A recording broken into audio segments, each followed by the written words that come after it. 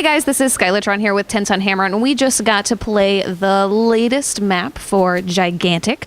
Here with a couple of guys, and you guys introduce yourselves and tell us a little bit about what you do for the project. My name is Carter McBee. I'm a game designer, and I do hero balance, skills, competitive systems, social systems, all that type of stuff. Yeah, we sort of share the workload on everything. Yeah, I'm James Phinney. I head up the project. Awesome. So, as I said, we just got to play with a new map type. We played at PAX Prime, and it seemed like a bit of a larger map. This time, we got into a map that's more directed, more of a lane. Is that where you're going with like future maps too, or are you trying to have a split between those types of play styles?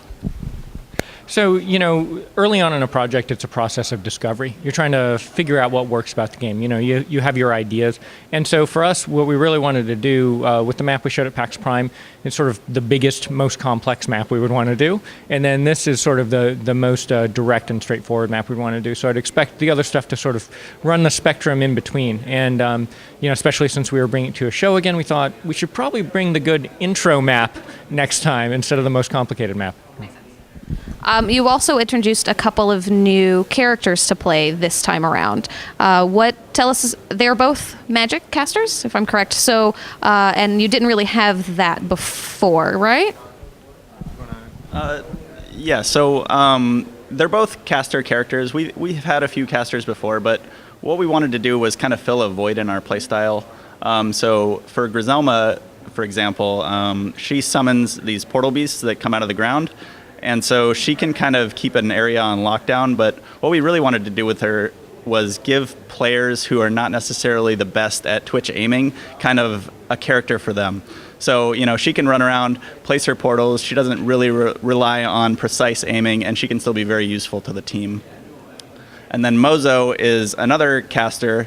He's a ranged, kind of just damage dealer, like basically fun, blow stuff up, and kind of a little bit of a trickster too, because he can teleport out of fights, so he's kind of hard to pin down, but if he gets in position, he can do a lot of damage.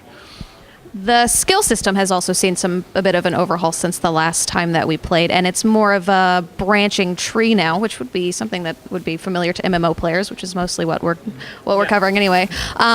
So tell us about how you got a little bit to go with that system instead of what we were seeing before. Yeah, so there were a couple things. One, we wanted to make sure there's enough depth and just interesting choices in the game. The other is we wanted to make sure people felt like they were making interesting trade-offs. It's one thing to choose an upgrade and say, oh, my guy's more powerful.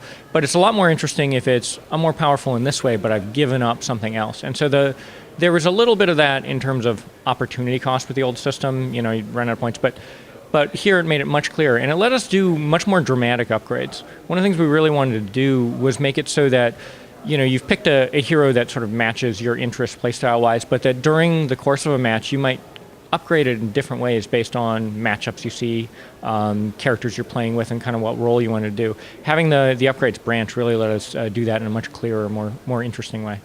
So with some other styles of this game on the table, you see an upgrade to your account, like your account level as well. Is that something that's going to be happening in Gigantic at all to give you other benefits?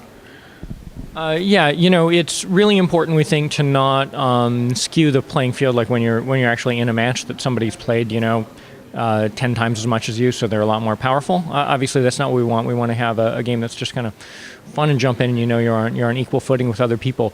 But it is important, if you're playing for the game to reward you, for you to get some sense of progression. And so there are systems planned for that. You don't see a whole lot of it in these builds, but you will notice different numbers going up as you get out of the match for the account. I also know that you have a competition coming up here, right? You've brought in some professional players to play Gigantic. Has there thought about where this is going in the esports realm or in ranked or anything like that?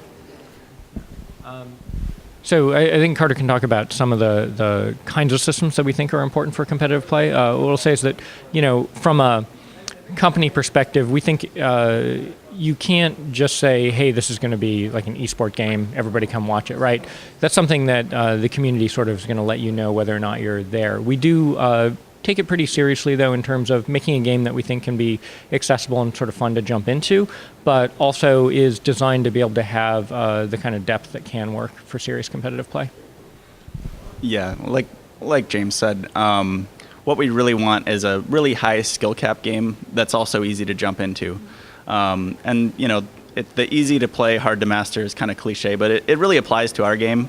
It is easy to jump in and play our game. We have people here, for example, who come in who've never even seen the game before. We have no tutorial. They jump in, and then they can play. And for the competitive systems, you know, we really want to make sure all the systems are in place to support the game at a high level. So, you know, people will expect ranked matches, you know, spectating, all that sort of stuff that we want to support.